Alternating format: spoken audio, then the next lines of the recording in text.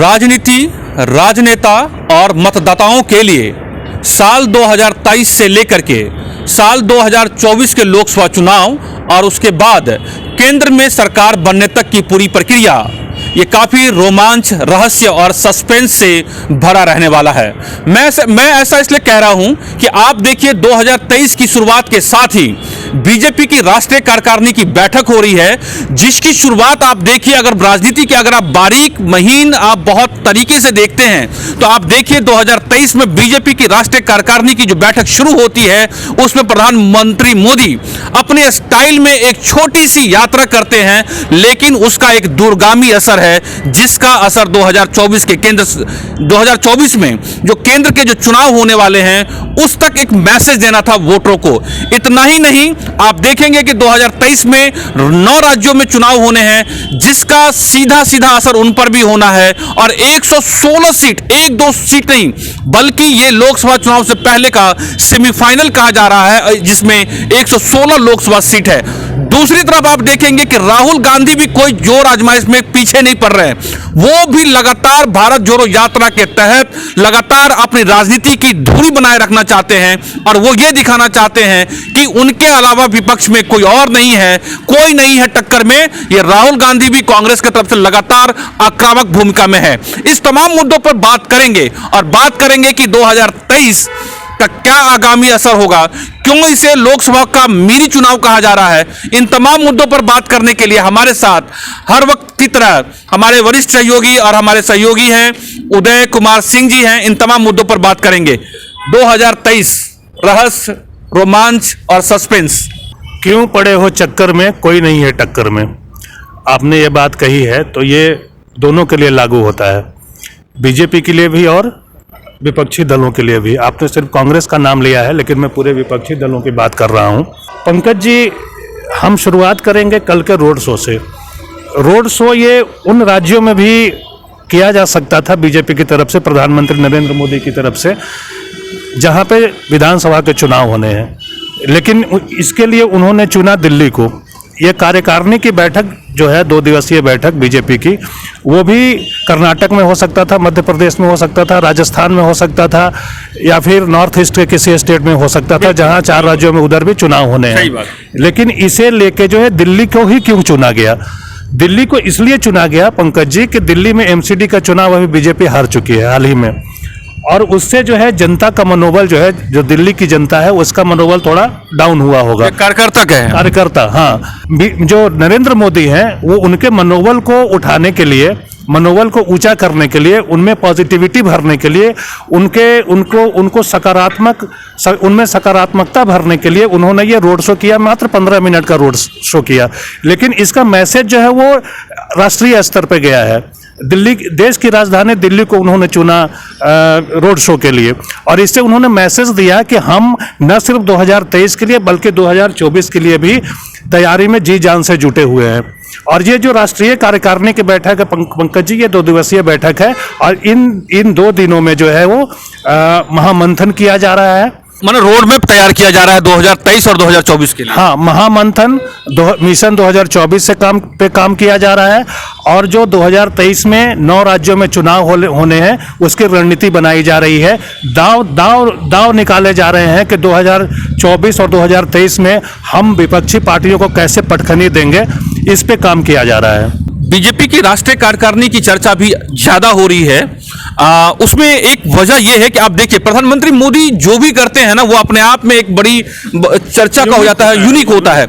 आप, जहां तक मुझे याद है उदय जी, कि शायद भारतीय राजनीति में इतना छोटा दिल्ली में, खासतौर पर लुटियंस जोन में कोई इस तरीके से यात्रा की गई हो, ये शायद मुझे लगता है कि शायद ऐसा कहीं दिल्ली में ऐसी परिपाटी हो या राष्ट्रीय कोई परिपाटी रही हो। हाँ, ये रोड शो की बात आप बोल रहे हैं। बिल्कुल 15 मिनट का रोड शो तो आज तक सही बात है कि लुटियंस जोन में, हाँ, राजनीतिक इतिहास में ऐसा नहीं हुआ है। मनोबल जो है वो अगर आपका ऊंचा रहेगा तो आप किसी से भी लड़ लेंगे, वो राजनीति में हो या फिर वैसे हो। दिल्ली के जो बीजेपी के कार्यकर्ता हैं उनका मनोबल एक तो बढ़ाना चाह रहे हैं, और ये सिर्फ ये रोड शो के माध्यम से, और एक बहुत बड़ा मैसेज वो केंद्र, मैं बोला जैसा कि राष्ट्रीय स्तर पे पूरे बीजेपी के कार्यकर्ताओं को देना चाहते हैं।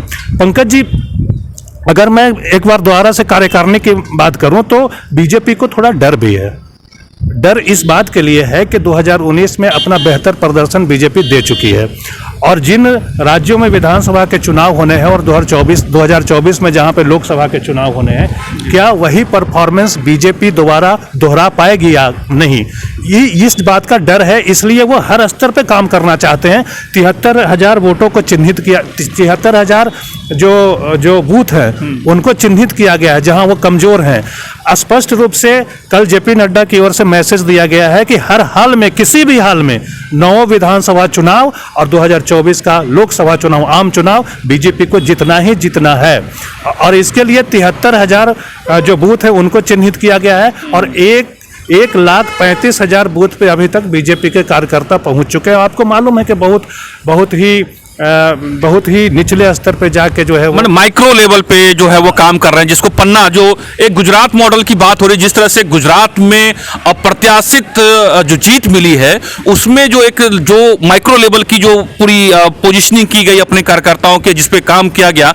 जो पिछला चुनाव गुजरात में था जिसमें बीजेपी बिल्कुल सरकार बनाने से काफी दूर रह गई थी, किसी तरीके से उन्होंने सरकार बना पाई थी, और फिर उसके बाद जो उस पर काम हुआ पन्ना प्रमुख, मतलब आप समझते हैं कि बीजेपी किस माइक्रो लेवल पे काम कर, एक पेज पे जितने वोटर होते हैं उनका भी प्रमुख बनाया जाता है, और उसी से नाम हो गया पन्ना। हिंदी में बोलते हैं, अंग्रेजी में बोलते हैं पेज, और हिंदी में बोलते हैं पन्ना।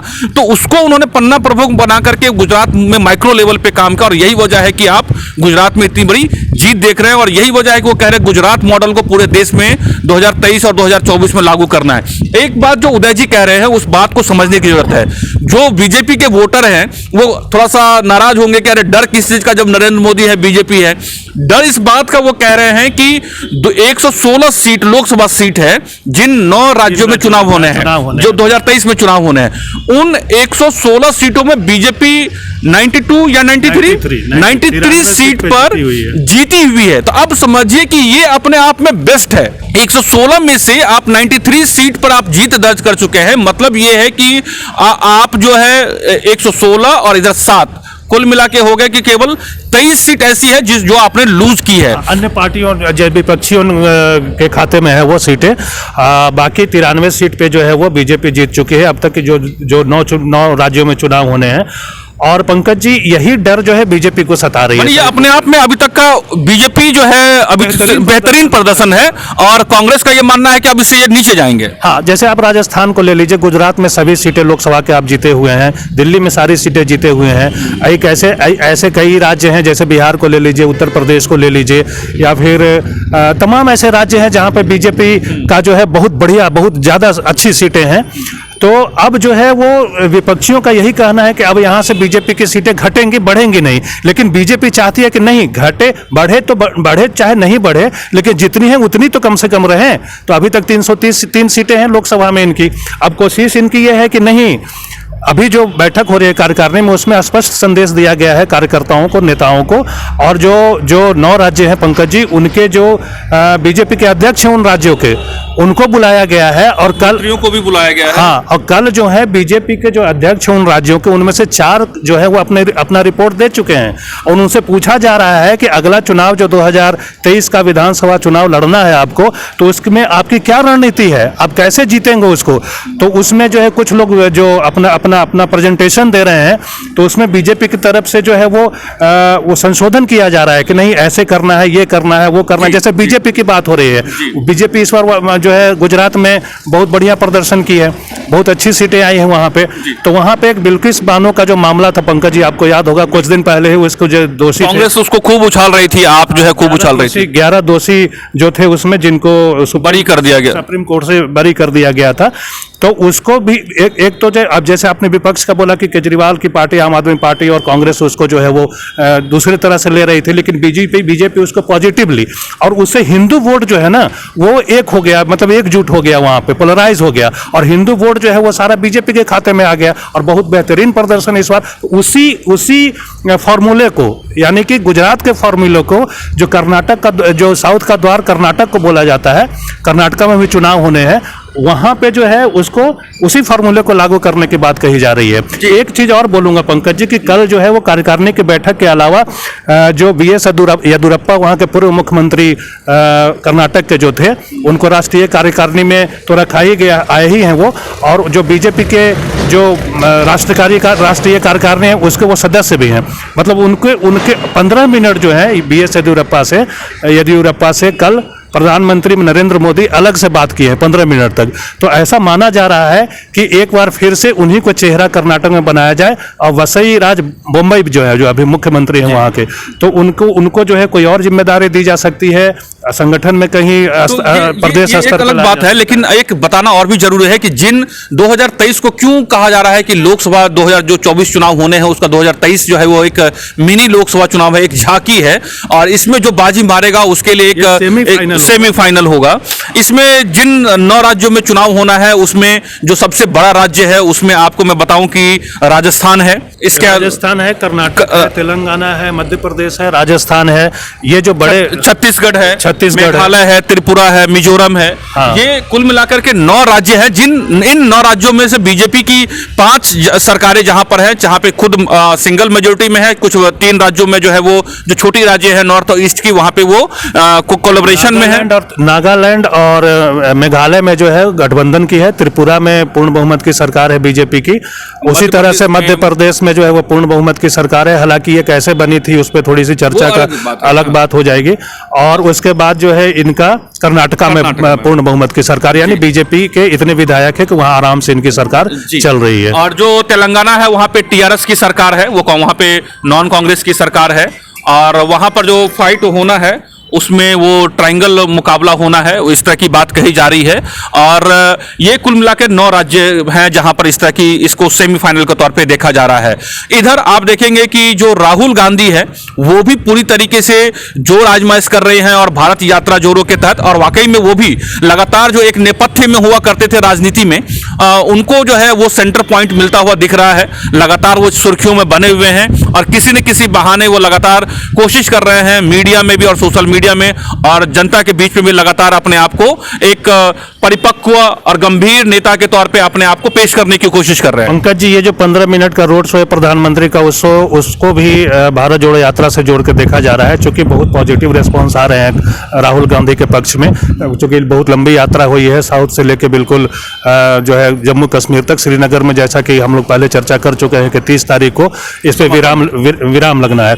लेकिन इसमें मैं एक बात और जोड़ना चाहूंगा। अभी प्रमोद कृष्णम एक जो है कांग्रेस के बड़े नेता हैं और कांग्रेस के प्रवक्ता है, राष्ट्रीय प्रवक्ता हैं, साथ ही साथ वो जो है प्रियंका गांधी के राजनीतिक सलाहकार भी हैं। उन्होंने एक बड़ा बयान दे दिया है, बल्कि ट्विटर पर उन्होंने लिखा है, वो उनकी बात ये उनकी तरफ से ये बात कही गई है कि कांग्रेस के जो मैनेजर हैं वो बुढ़े हो गए हैं और अप्रासंगिक हो गए हैं।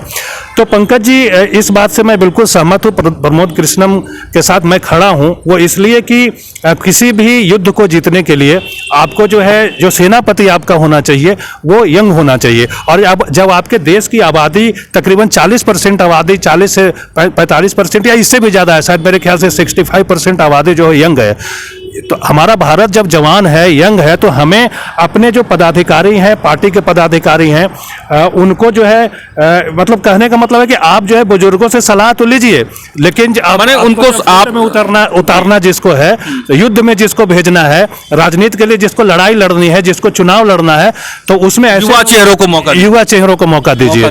जी हाँ। तो मैंने आपको कहीं ना कहीं रणनीति बदलने की जरूरत है। ये कांग्रेस के अंदर में कई बार वो आवाज उठी है, पहली बार नहीं है, और नेता यही बात कहा कि छोड़ चुके हैं पार्टी को। G23 जो था, जिसमें 23 नेता थे जो नाराज चल रहे थे कांग्रेस आला कमान से, उसके बाद ये भी गुलाम नबी आजाद छोड़ के चले गए पार्टी को। हालांकि कई लोग फिर जो है वो उनकी वापसी हुई, घर वापसी हुई है, लेकिन नाराजगी तो कहीं ना कहीं है इस बात के लिए। कुछ एक लोग जो है उससे घिरा हुआ रहेगा। अगर आपका आला कमान जो है और उनकी बातों को सुनता रहेगा तो आपका संगठन मजबूत नहीं होगा। और हम लोग हमेशा से जोर देते रहे पंकज जी अपनी चर्चाओं में कि जब तक किसी भी राजनीतिक दल का संगठन मजबूत नहीं होगा तब तक वो जो है वो धरातल पे काम नहीं हो पाएगा, और वो चाहे आप जितना मेहनत कर लीजिए, सीटें आपके खाते में नहीं आ पाएंगी। बिल्कुल। तो अब हम लोग इस पूरे 2023 एक जो सेमीफाइनल है और 2024 जहां पर फाइनल परिणाम आने हैं, इसके बीच की जो राजनीतिक जो कड़ियां हैं उनको हम लोगों ने आपको बताने की कोशिश की है। एक बात तो तय है कि नरेंद्र मोदी का जो बीजेपी की तरफ से चेहरा बिल्कुल साफ है, वो वहां से बिल्कुल कहीं कोई कंफ्यूजन की स्थिति नहीं है। लेकिन विपक्ष के तौर पे राहुल गांधी चेहरा होंगे या नहीं होंगे, विपक्षी के तौर पे क्या होगा, यह अभी कहना जल्दबाजी है। लेकिन इतना कहना बिल्कुल तय है कि इसमें कोई दो राय नहीं है। मैं एक बात और बताना चाहूँगा, जो राजनीतिक गलियारे में बोला जाता है कि बीजेपी हमेशा चुनावी मूड में रहती है, चुनावी मूड में रहती है, हमेशा जो है वो चुनाव करते रहती है, काम नहीं करती है। तो कांग्रेस तो 5 साल तक काम करते रहती है, लेकिन चुनाव सारा हार जाती है। तो ये भी तो नहीं होना चाहिए ना। ये दोनों बातें अपने अपनी जगह सही हैं। कांग्रेस वाले भी सही कह रहे हैं, वो भी कह रहे हैं, लेकिन मेन तो देखना यह है ना कि जो जीता वही सिकंदर। इस पूरे चर्चा को विराम लगाते हैं। एक अंत में मैं बस इतना ही कहना चाहूंगा कि इन तमाम राजनीतिक गतिविधियों के बीच में जो वोटर हैं वो भावुक ना हो, अपने जो विचार हैं उस पर संयम रखें, ताकि आपसी मतभेद या टकराव समाज में ना फैले। देश में शांति और भाईचारा वो बहुत जरूरी है। इन सब के बीच एक सवाल ये भी जरूर रहेगा, वो बीजेपी के लिए चुनौती ये है कि वो 300 से जो पार का जो आंकड़ा है जो 2019 में उन्होंने तय किया है, मोदी और उनकी टीम बीजेपी चाहेगी कि वो उनको और पार करे, संख्या को बढ़ाए, और कांग्रेस ये चाहेगी कि वो अकेले बूते कम से कम 100 का आंकड़ा पार कर लेगी। तो वो इस रणनीति में है कि 100 का आंकड़ा पार करके बाकी विपक्षियों को जोड़ करके वो बीजेपी से सत्ता बाहर कर देगी। इसी रणनीति पे पूरा जो आप देखेंगे 2023 से लेकर 2024 तक की पूरी खेल चलती रहेगी। इस राजनीतिक खेल को देखिए, आनंद लीजिए, अपने विवेक का इस्तेमाल कीजिए, और हम आपको समय समय पर इसका विश्लेषण करते रहेंगे। इस वीडियो में बस इतना ही। मैं हूं पंकज कुमार और आप सभी देख रहे हैं द इंडिया प्लस, और हमारे सहयोगी उदय कुमार सिंह हैं। अब हम लोग का जो है विदा लेने का वक्त आ गया है। ऐसे ही आपको इन रोचक तथ्य बताते रहेंगे और आपकी चर्चा आपको सुनाते रहेंगे। नमस्कार। अगर आप चाहते हैं कि आपको इस तरह का इंफॉर्मेटिव वीडियो मिलता रहे तो आप हमारे चैनल द इंडिया प्लस को सब्सक्राइब करना ना भूलें। साथ में आप बेल आइकन को दबाना भी ना भूलें, ताकि आपको नोटिफिकेशन मिलता रहे। आप हमारे इस वीडियो को शेयर भी कर सकते हैं।